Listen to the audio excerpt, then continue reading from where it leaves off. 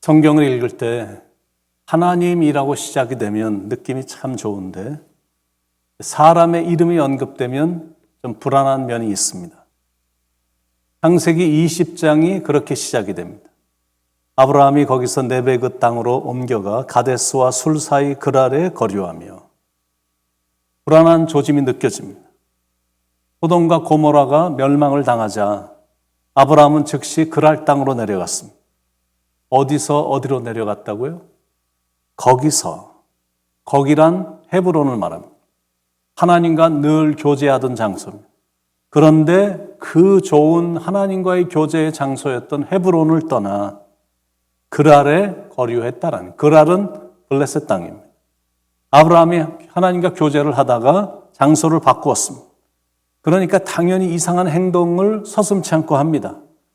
거기서 아브라함이 또 실수를 저지르는 사건이 터졌습니다. 2절에 그의 아내 사라를 자기 누이라 하였으므로 그랄 아비멜렉이 사람을 보내어 사라를 데려갔더니 거기서도 또 자기 아내를 누이라고 속인 겁니다. 그런데 이번에도 아주 궁색한 변명을 늘어놓습니다. 11절 12절 아브라함이 이르되 이곳에서는 하나님을 두려워함이 없으니 내 아내로 말미암아 사람들이 나를 죽일까 생각하였으며 또 그는 정말로 나의 이복 누이로서 내 아내가 되었음이니라. 참 구차한 변명입니다. 내년이면 이삭을 주신다는 약속을 하나님으로부터 받았으면서도 죽을까 봐 두려워하는 유약한 모습을 보게 됩니다. 그래서 아내를 아비멜렉에게 뺏긴 겁니다. 근데 여기서 짚고 넘어갈 거는 아비멜렉이라는 것은 이름이 아닙니다. 블레셋 왕에 대한 호칭입니다. 블레셋 왕은 다 아비멜렉입니다. 애굽 왕이 모두가 다 바로이듯이 블레셋 왕인 아비멜렉에게 이제 아내를 뺏긴 겁니다. 그러면 뺏긴 그 밤에 최고의 권세자인 왕과 잠자리를 해야 되는 겁니다. 그 당시 왕의 권세는 절대 거부하고 거절할 수 없는 권세이기 때문에 그렇습니다. 그런데 그날 밤에 아내 사라가 문남자와 잠을 자면 큰일 나는 거거든요. 약속의 아들은 없어지기 때문입니다. 그렇게 되면 그 아들은 아브라함의 아들이 아니라 아비멜렉의 아들이 되는 겁니다. 그러면 하나님과의 언약도 깨지는 겁니다. 그러니 그 밤에 얼마나 아브라함이 후회를 했겠습니까? 그 밤에 99세가 된 아브라함은 무척 괴로웠을 것입니다. 그런데 그 밤에 하나님께서 개입을 하신 겁니다. 3절에 그 밤에 하나님이 아비멜렉에게 현몽하시고 그에게 이르시되 내가 데려간 이 여인으로 말미암아 내가 죽으리니 그는 남편이 있는 여자임이라. 하나님이 하시는 일을 보면 항상 놀라운 것이 한두 가지가 아닙니다. 어느 정도나 아비멜렉에게 하나님이 세게 말하셨냐면 그 여자 건드리면 너 죽어. 그렇게 말씀하신 겁니다. 그 여자 남편이 있어 건드리지 마라며 엄포를 놓으신 겁니다. 하나님은 정말로 멋있으십니다. 그러니까 아무리 왕이라도 하나님이 나타나셨으니까 물론 그것이 꿈에 나타난 거긴 하지만 그래도 잠에서 깨서 벌벌 떠는 겁니다. 그러니 그 여인을 건드리는 것은 상상조차 못하는 겁니다. 4절에 아비멜렉이 그 여인을 가까이 하지 아니하였으므로 절대 가까이 못하는 겁니다. 7절에서도 하나님이 다시 엄포를 놓으셨습니다. 이제 그 사람의 아내를 돌려보내라. 그는 선지자라. 그가 너를 위하여 기도하리니 내가 살려니와 내가 돌려보내지 아니하면 너와 내게 속한 자가 다 반드시 죽을 줄 알지니라.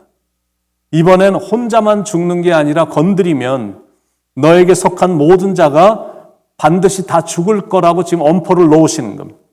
그러니 한시의 지체도 없이 그 다음날 아침 일찍 아브라함을 불러서 다 돌려보낸 겁니다. 9절 10절에 아비멜렉이 아브라함을 불러서 그에게 이르되 네가 어찌하여 우리에게 이렇게 하느냐? 내가 무슨 죄를 내게 범하였기에 내가 나와 내 나라가 큰 죄에 빠질 뻔하게 하였느냐? 내가 합당하지 아니한 일을 내게 행하였도다 하고 아비멜렉이 또 아브라함에게 이르되 내가 무슨 뜻으로 이렇게 하였느냐? 그러니까 왕으로서 도저히 이해가 안 되는 겁니다. 왜 그런 합당치 않은 짓을 했냐라는 겁니다. 처음부터 솔직하게 말하지 왜 그런 짓을 해서 나로 하여금 이렇게 큰일을 당할 뻔하게 했느냐라는 겁니다. 그런데 그 다음에 보면 신기한 장면이 나옵니다. 아브라함이 아비멜렉에게 싹싹 빌어야 마땅한 건데 오히려 아비멜렉이 아브라함에게 양과 소와 종들을 선물로 주면서 미안하다고 말할 정도. 그리고 아브라함에게 기도까지 받습니다. 그 결과 아비멜렉의 집이 오히려 복을 받는 걸로 창세기 20장이 끝이 납니다. 17절, 18절 아브라함이 하나님께 기도하며 하나님이 아비멜렉과 그의 아내와 여종을 치료하사 출산하게 하셨으니 여호와께서 이왕의 아브라함의 아내 사라의 일로 아비멜렉의 집에 모든 태를 닫으셨음이더라. 하나님이 하시는 방법이 항상 이렇고 그리고 항상 신비스럽습니다. 사람은 한없이 연약한 존재거든요. 그래서 죄도 짓는 거고 허물도 많은 거고 그리고 실수도 많은 겁니다. 아브라함도 그 정도니까 우리는 어떻겠습니까? 그러니까 사람을 보면서 실망하지 말고 인간의 연약함을 이해하며 기도해 줘야 된다라는 것. 하나님은 아브라함의 그런 행동에 실망하지 않으셨습니다. 오히려 팔을 막 걷어붙이고 나서서 도와주셨습니다. 이번에도 죄 없는 아비멜렉만 혼나고 재물만 많이 아브라함은 받아오게 해주신 겁니다. 이게 뭐가 느껴지냐면 누가 옳고 그름이 아니다라는 거예요. 누가 하나님의 약속 안에 있느냐, 그게 중요한 포인트입니다. 그러니까 윤리와 도덕적인 기준으로 사람을 보는 게 아닙니다. 착하고 거짓말 안 하는 것, 그거는 당연히 좋은 거지만 그러나 그 사람 안에 예수님이 없으면 아무리 착하고 거짓말 안 하는 좋은 사람이라 할지라도 지옥 간다. 그게 포인트입니다. 조금 난해한 케이스 스타디인데 왜냐하면 이 땅엔 도덕적으로 깨끗하고 맑고 또 착하게 살아가는 사람들이 꽤 많거든요. 교회를 안 다니는데도 오히려 교회 다니는 사람들보다 윤리적으로나 도덕적으로 더 맑고 깨끗한 사람들이 있습니다.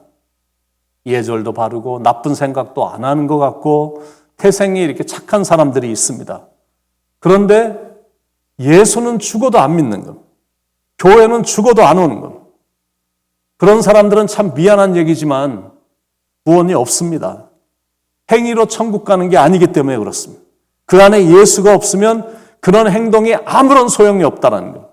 단순히 착하다고 천국 가는 게 아니기 때문에 그렇습니다. 여러분 이 말이 이해가 되십니까? 아브라함이 아비멜렉보다 더 착하고 정직해서 구원을 받은 게 아니거든요. 실은 세상적인 관점으로 보면 아브라함이 아비멜렉보다 더 낫지 않습니다. 더 쫀쫀한 사람이고 겁도 더 많고 아내도 막 자기가 살기 위해서라면 언제든지 버릴 수 있고 정직하지 않은 모습이 종종 연출이 됩니다. 그런데 하나님이 강조하시려고 하는 포인트가 있는데 그거는 선한 행실이 아니라 믿는 겁니다. 그것도 제대로 믿는 것. 이거를 강조하시는 거예요.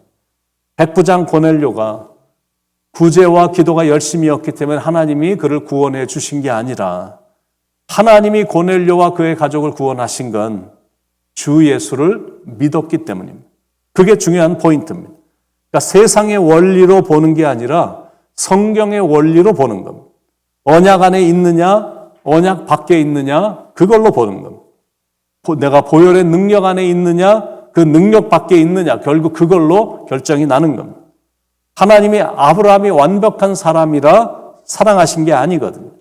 흠과 허물이 없는 사람이기 때문에 하나님이 선택하신 게 아니다라는 겁니다. 실수 같은 거는 전혀 안 하는 사람이기 때문에 믿음의 조상으로 삼으신 게 아니다라는 겁니다. 하나님이 아브라함을 그냥 택하신 겁니다. 그게 하나님의 주권이라는 겁니다.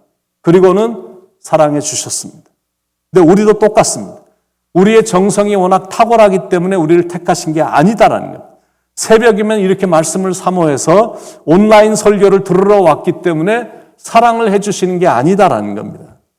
지성이면 감천이 아닙니다. 그건 기독교가 아닙니다. 그러면 새벽에 말씀을 안 듣는 사람들은 하나님이 싫어하시나요? 그렇지 않거든. 하나님은 저도 사랑하시고 여러분도 사랑하시고 우리 모두를 다 사랑하십니다. 거저 사랑하시고 아낌없이 사랑하시고 조건 없이 사랑하십니다. 그래서 우리가 하나님만 생각하면 감사한 거고 하나님은 우리도 참 많이 사랑해 주시는 겁니다. 바라기는 여러분은 이런 귀한 주님 안에 늘 거하시기를 바랍니다. 거기가 천국입니다. 그 품이 나를 가장 행복하게 해주는 그런 장소입니다.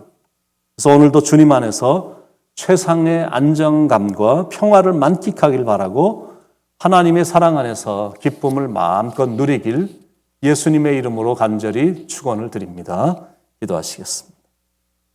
우리를 거저 사랑하시고 아낌없이 사랑하시고 조건 없이 무한히 사랑해 주시는 하나님 감사합니다. 아브라함처럼 우리도 흠이 많고 실수도 참 많이 하고 입술도 훈련이 되지 않아 참 부족한 말들이 입에서 나올 때도 많고 우리의 많은 행동이 하나님을 근심케 할 수밖에 없는 그런 행동을 할 때도 있는데 그러나 우리를 조건 없이 사랑해 주시는 하나님 때문에 우리가 이렇게 살아왔고 살아가고 있고 앞으로도 그 은혜에 의해서 살아갈 것을 알기에 부어주시는 베풀어 주시는 하나님의 사랑과 은혜에 진심으로 감사를 드립니다. 오늘도 주님의 품 안에서 오늘도 하나님의 날개 아래 거하며 안정감과 평강을 경험하며 오늘도 행복한 하루를 주님으로 인하여 살아가는 축복의 하루가 되도록 사랑하는 성도님들을 축복해 주시옵소서. 오늘도 아브라함의 부족한 삶이었지만 그러나 부족함이 없으신 하나님의 그 모든 모습들을 통해 은혜 받았는데 그 말씀을 마음에 새기며 하나님 생각으로 가득 찬 참 느낌이 좋고 기분이 상쾌한 행복한 하루 살아가도록 인도해 주시옵소서. 예수님의 이름으로 간절히 기도드립니다. 아멘.